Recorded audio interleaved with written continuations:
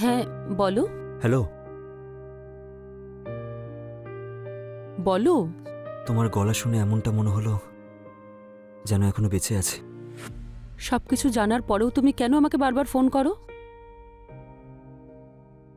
তোমার মনে আছে সেই দিনটা যখন আমরা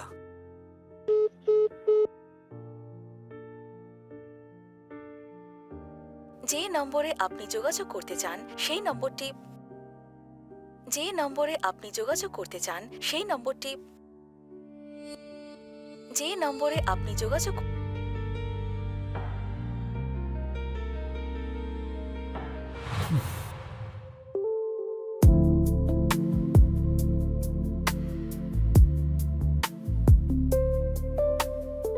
শুনেছি নেশায় মানুষের পা টলমল করে। কিন্তু তারা সামলাতেও ভালো পারে।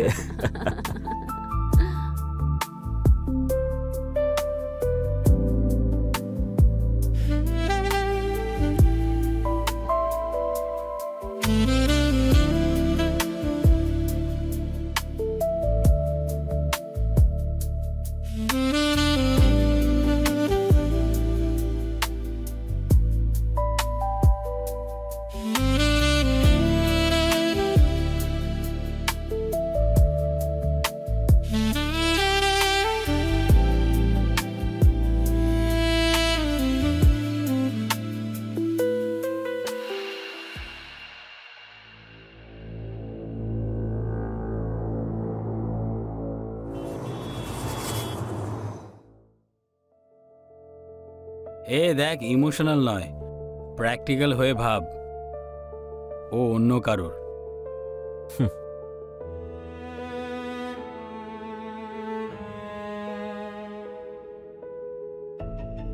ও এখনো আমাকেই ভালোবাসে, শুধু ওই অভয়কে ভয় পায় রে ভাই।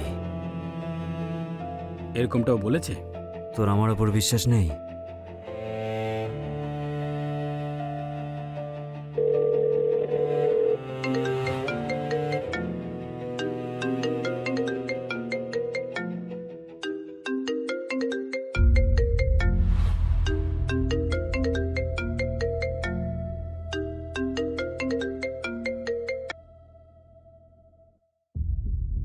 বলো।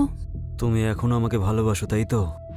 কিন্তু যদি এভাবেই ভয় পাও তাহলে তুমি একবার বলো ও কালকে সূর্য উদয় দেখতে পাবে না। আরে শোন পাগল প্রেমিক, নিজে শান্তিভাবে বাঁচ আর আমাদেরকেও বাঁচতে দে, না হলে তো তোকে। না হলে? না হলে কি করবি তুই? হ্যাঁ, কারোর দুর্বলতার সুযোগ নিচ্ছিস?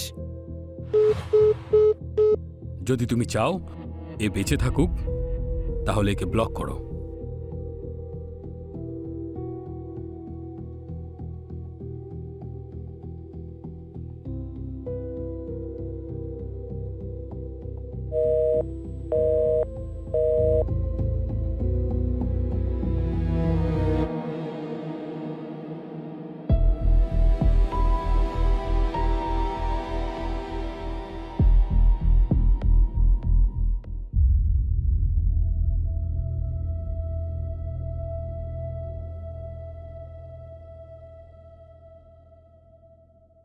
ও জানতে পারলে ওর খুব খারাপ লাগবে। আজ না হলে তো কাল জানারই ছিল। আমি ভয় পেয়ে গিয়েছিলাম যে তুমি আবার আমাকে ভুলে যাওনি তো। তুমি হলে আমার প্রথম আর শেষ ভালোবাসা, আমি তোমাকে কোনোদিনও ভুলতে পারবো না।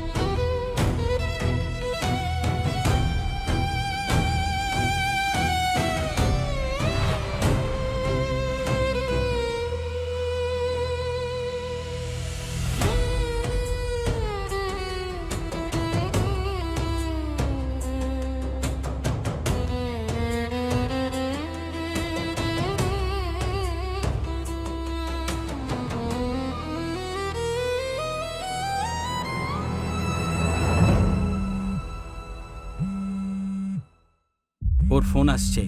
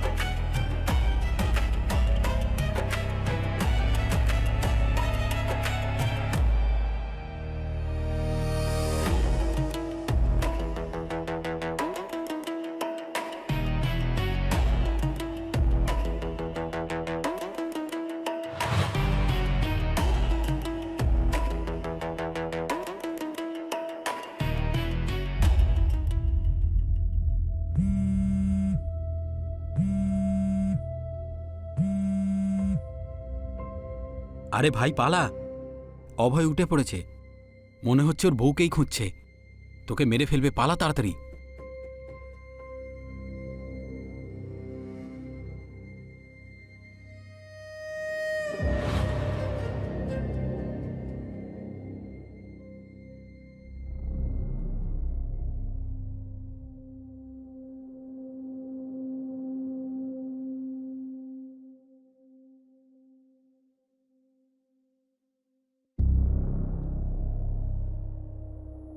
কোথায় ছিলে?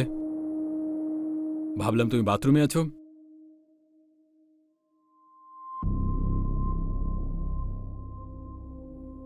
আর নিচেও কে ছিল?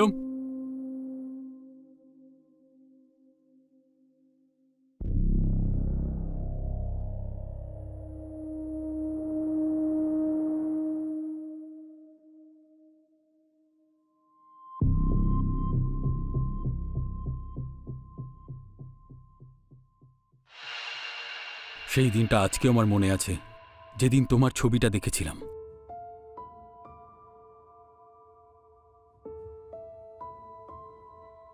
হ্যালো, আমি যেমন মেয়েটা চেয়েছিলাম এ একদম পারফেক্ট। এর ডিটেলসটা বার করো। আমি এই মেয়েটা চাই। আমি তোমাকে ফটো পাঠাচ্ছি। আমি তোমার মার অসুখে সাহায্য করতে পারি। আর এই দয়া করার কারণ? তোমাকে আমায় বিয়ে করতে হবে।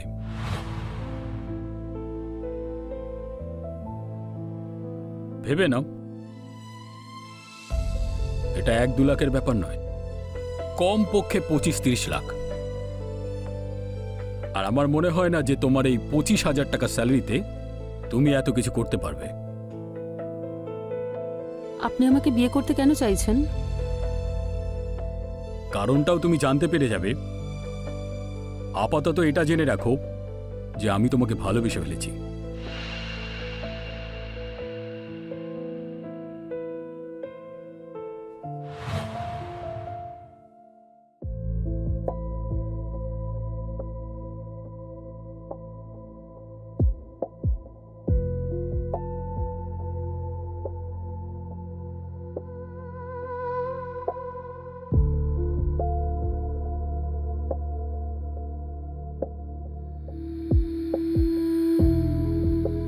এটা তো অনেক এক্সপেন্সিভ, তাই না? তোমার থেকে বেশি নয়। আর এটা রিং নয়, আমাদের এঙ্গেজমেন্টের রিং ভাবো। আই লাভ ইউ বাবু। Love you two.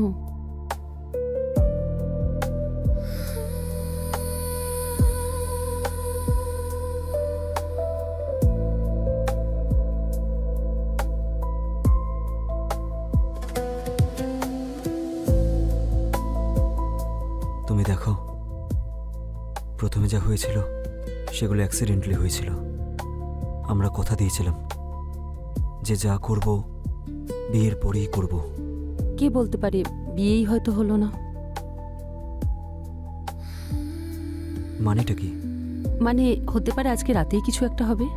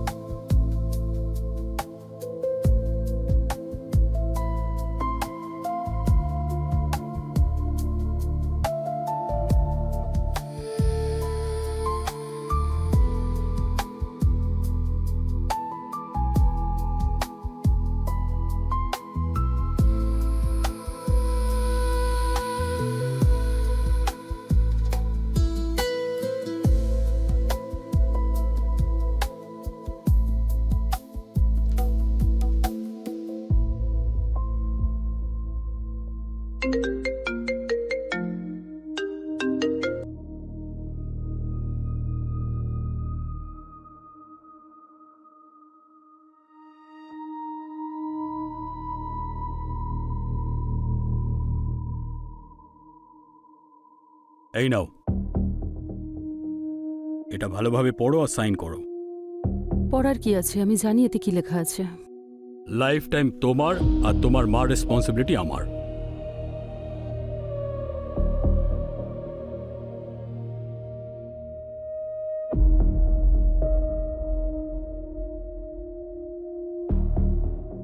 ঢিলা আর হালকা কাপড়ই পরে নাও।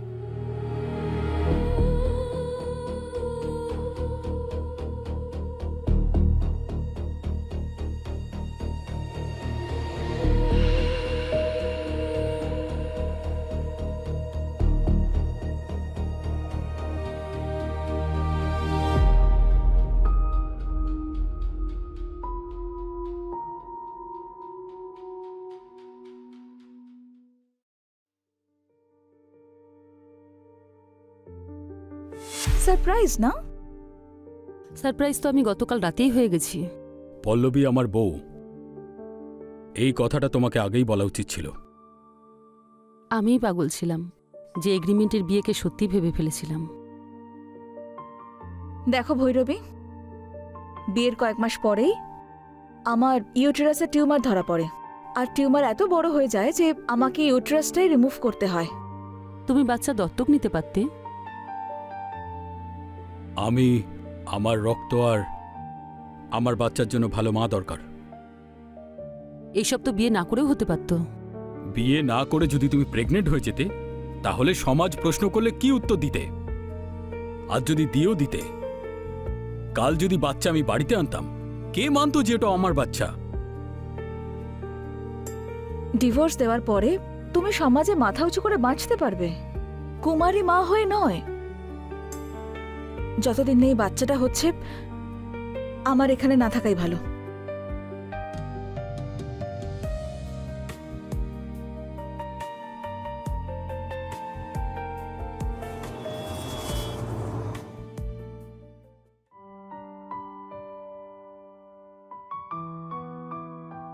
আমি আজও বিশ্বাস করতে পারি না যে তুমি টাকার কাছে বিক্রি হয়ে গেছো। আচ্ছা তুমিই বলো, যদি আমার জায়গায় তোমার মা থাকতো তাহলে তুমি কি করতে?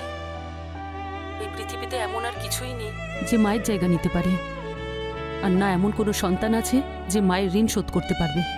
তুমি যদি অপেক্ষা করতে পারো তাহলে করো, আমি ফিরে তোমার কাছেই আসবো।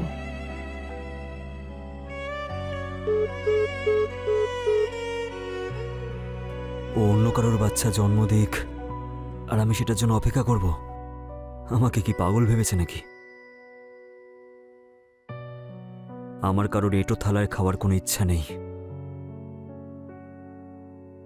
এখন আমি তো শুধু ওর সাথে বেড শেয়ারই করতে পারবো, আপন করতে পারবো না।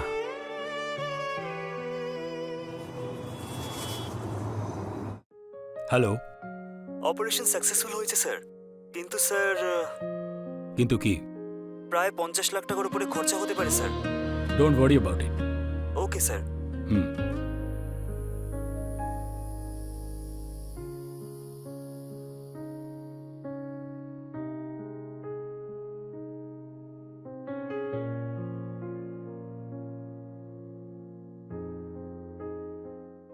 পিছনেই কেন?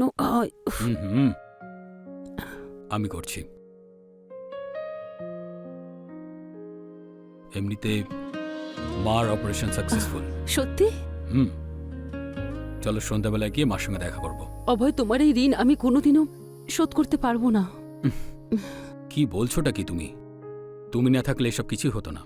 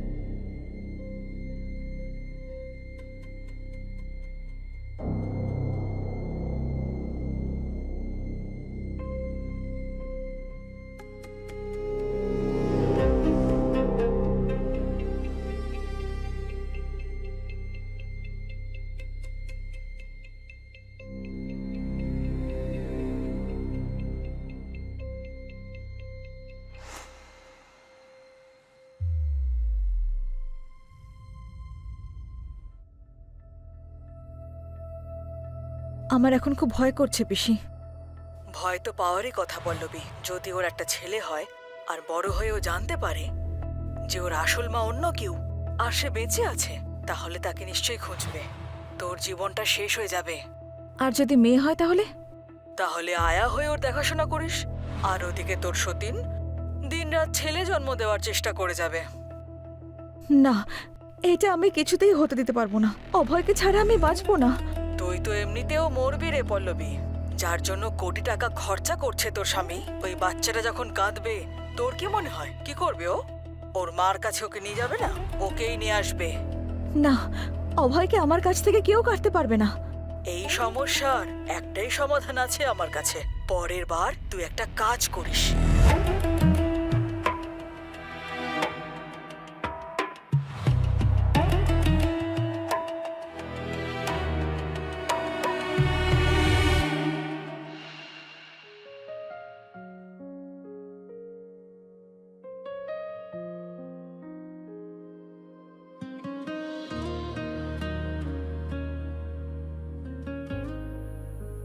এভাবে কি দেখছো?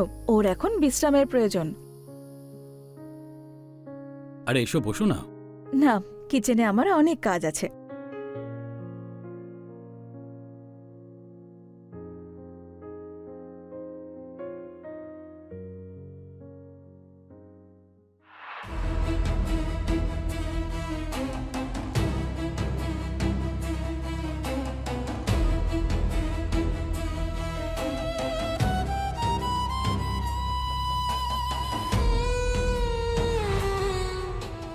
আজ এত বছর পরে আমি পল্লবীকে এত খুশি দেখলাম, আর এই সব কিছু তোমার জন্য হয়েছে। দাঁড়াও 1 মিনিট, তোমার চা একটু কম আছে, তুমি আমার কাপটা নিয়ে নাও।